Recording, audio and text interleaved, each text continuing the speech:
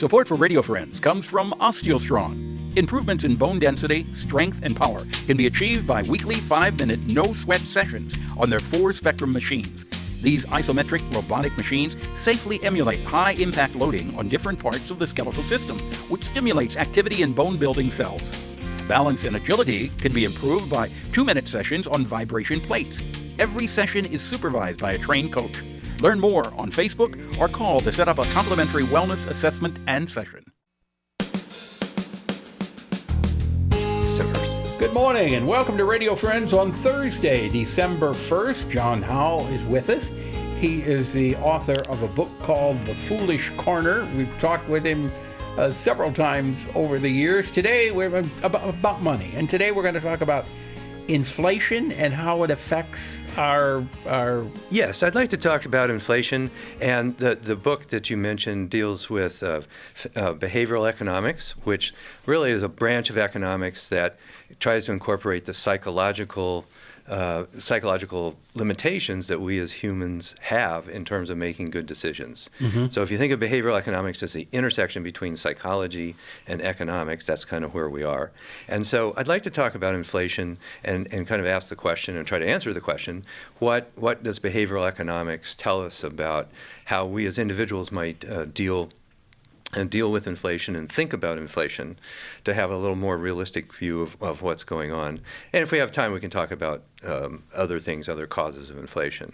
Okay. But the place I'd like to start is has to do with people's more visceral reactions to inflation. People's what? Visceral, kind of their gut feelings about inflation. So let's imagine a world, and I think our the listeners won't have to stretch their imaginations too much, that if you listen to one particular news source or type of news source, you'll find that they're very hyped on inflation, and they're going to tell you inflation is like, this is terrible, it's way out of control, this is a failure of leadership, and it gets really hyped up. And on the other side, there are news sources, and again, I think everybody can figure out what I'm talking about here, but there are news sources that are really going to downplay it. And for example, last month in November, the inflation rate was a little bit lower than the previous month, and so that would get a lot of emphasis here. The point being then is if you watch only one type of news source, you're going to have this emotional reaction, either like, oh my gosh, inflation's terribly out of control, or inflation's not a big deal. And as always, not just with inflation news, it makes sense to maybe watch a variety of news sources. Precisely. That's exactly right. Because if you get it from just one source, you're not well-rounded at all. Right. So you may have a distorted view of what inflation is in that sense. And so another thing that's related to that is something that we've talked about in the past. It's called confirmation bias, which means if I want inflation to be a big issue for perhaps political motivations, I will tend to tune into those commentators who say it's a big deal, and I will tend to ignore those that say it's not. And of course, it's the other way around too. That's called confirmation bias. Basically, it means we listen carefully to what we want to hear, and we tend to ignore what we don't. And we all do that. And we all do that. It's very human. Every one of us do it. Even though we might like to say that we don't, we do.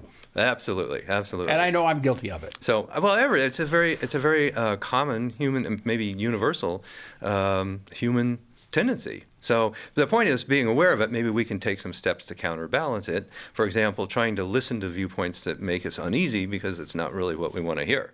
So one of the ways that people's views of inflation is distorted has to do with their news sources. Now, I will say that the other thing is, like in November, the inflation rate was posted, the annual, at 7.7%. And so that seems to be an objective number, but that's just one estimate of what inflation is. And all of us really have our own personal inflation rate. Because we all spend on different things. Exactly right. So the CPI is put together with a certain basket of goods, as it's called, but the basket that you or I may consume is totally can be different. So for example, if you have a long commute, gas prices might be a big part of your budget, and that part of that is really important to you. If you bike to work, it's far less of an issue. Right. Now, it turns out that there are a lot of what are called personal CPI calculators out there on the web. So if your listeners would Google personal CPI, that stands for Consumer Price Index. You can put in your own budget and your own what you're spending on, and get your own personalized inflation rate. Really? Yes. So where do you find this? Well, if you just Google, the Wall Street Journal has one, but there are dozens out there. So if you Google personal CPI, yes, and then you put in what you're spending on, yep, and you will come up with your inflation rate. Right. And I think that's another way to avoid it, rather than just go along with this kind of general 7.7. Again, that's the November number, last month's number. Now you have your own sense. So if you're one of those long commuters that, with where gas prices are important, then maybe your effective inflation rate's above 7.7. Right. And of course, or if you're buying a lot of medication. Absolutely. Or depending on what you're spending for your health insurance, that could shoot you way up. Yep, absolutely.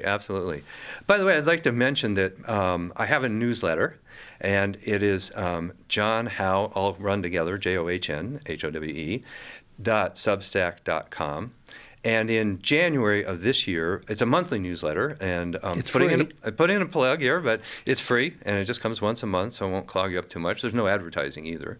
But in January of this year, I did write a newsletter on inflation, and maybe some people you can go to that address at Substack and read. You don't even have to subscribe, although of course I hope you will. But anyway, you can read what I wrote back in January about inflation. And did you predict what it would be? No. Predictions is Yogi Berra or Mark Twain or Winston Churchill or somebody said, predictions difficult, especially about the future. So I typically don't go there. But what I did talk about is something called extrapolative expectations, and that's a fancy word. Well, I think most of us know the word extrapolate, meaning, and basically the idea here is that people tend to take recent trends and just assume they're going to continue. Yes. Right? And so if kind of moving away from the individual point of view, if we ask why did policymakers underestimate inflation for so long? I mean, they really missed the boat for a long time. In fact, Janet Yellen, who's Secretary of the Treasury, has admitted as much in a recent Wall Street Journal article. They're saying, yep, we kind of underestimated. But there's so many things that go into deciding what inflation is going to be. Oh yeah, I mean, again, it's not a simple act there. It's not simple, but I think this kind of extrapolative expectations, along with what's called the recency effect, which is another thing that's in the book, recency means we give maybe too much weight to things that have just been happening recently,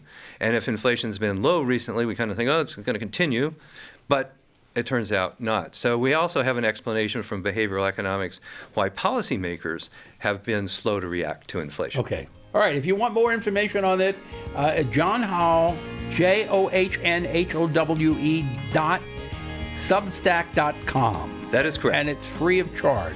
And it's monthly. So. All right. And the book is called The Foolish Corner, and it's available? It's available on Amazon, both in print and Kindle versions. Got it.